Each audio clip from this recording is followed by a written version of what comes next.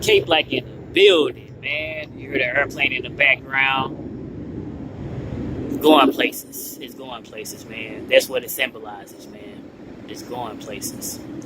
But anyway, I seen this article on BoxingScene.com. Danny Garcia still don't want to hold his L. He said after watching the replay, he know for a fact that he wanted to fight. He said they tweeted out Monday, and he said that he landed 50% of his punches, and he made Shawn Porter miss 300 of his punches, man. If you look at the couple box, it says Danny Garcia landed 168 punches, and Shawn Porter landed 180. If you just look at that, it's real close. You know what I mean? It's real close. According to them, that means that Shawn Porter only landed 12 more punches, which means a fight can go either way, 7 rounds to 5, or even a draw, right? But that's how the judges had it. 2 of them, anyway, had it 7 rounds to 5. I scored it the same, man, you know? So, when it's like that, I don't understand that you said that you made him miss 300 punches, because if you look at according to Couple Box, Shawn Porter did throw 270 punches more. But when it's and I know it's about effective aggressiveness, it really is. But when a fight is that close proximity, you gotta start going off different things, man. You know, so they might have just liked Porter being more busy.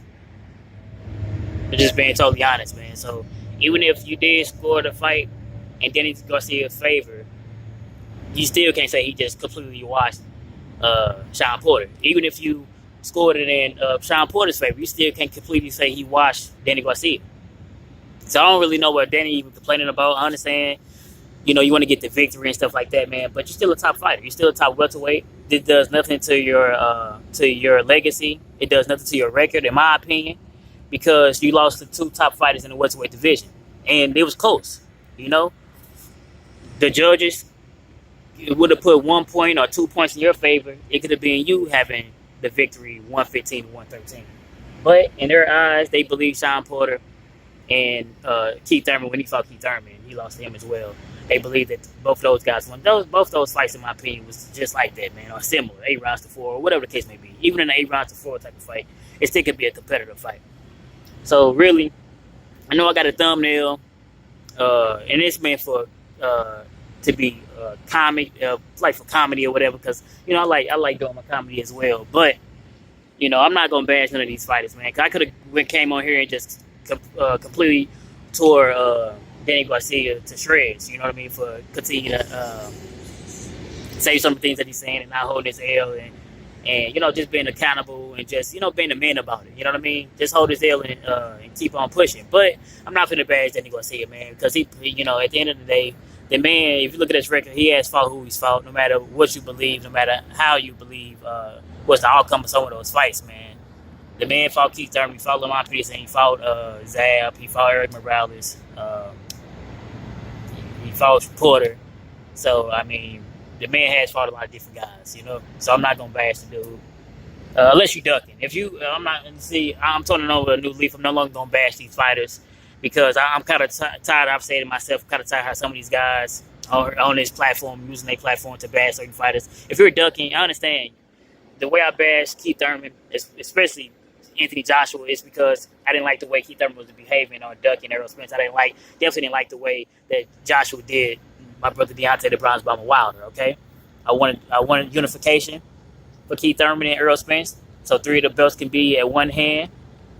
And I want definitely undisputed for Joshua and Wilder, but it didn't come apart. At least not right now anyway, and it is what it is. So I understand if you're bashing a fighter for ducking, I feel that. But I'm not going to bash no fighter for trying to fight who they can fight, or fight the guys that's in place in front of them, man. You know what I mean? If they don't show no sign of ducking, I'm not going to bash them. And that's from here on out, because I sound just like you clowns that continue to try to bash the likes of Crawford and Errol Spence. But be that as made, it's not a video about that. It's about Danny Garcia. I'm saying, brother, hold your head up high, man. You know what I mean? And see if you can fight these guys in a rematch, if possible, or get back into title contentions, man. Because this does nothing. This doesn't lower your stock because you fought a competitive fight. it just didn't go your way that night. All right, so quit having sour grapes, man. You know, hold this L like a man. Get back into it. Take some time off, and you know, start training again. See if you can get a rematch with either Thurman or Porter. Or in the meantime, see if you can even fight Earl Spence, man. You know, or even Crawford. You know, Crawford. Yeah, I know him and Crawford have a storyline already, which is good in my opinion. You know, the storyline was with Shawn Porter because he hopped in the ring with Danny Garcia after he won when he beat Brandon Reeves, I believe.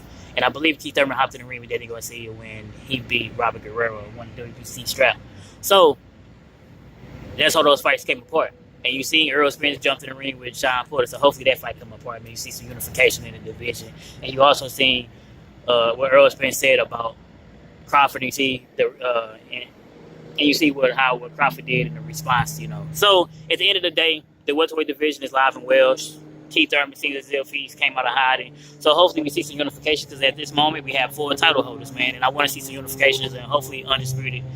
And that's what it is, man. So I know that, like I said, the thumbnail is meant for laughter. But at the end of the day, I'm not bashing Danny Garcia, man. None of these fighters, because at the end of the day, they fight each other. And I'm with it. If you're ducking, K Black gonna bash the fuck out of you. But if you're not ducking, if you're trying to fight some fighters, I'm gonna say what you got to say, and I'm gonna say what I got to say, and you know, and quit being, quit being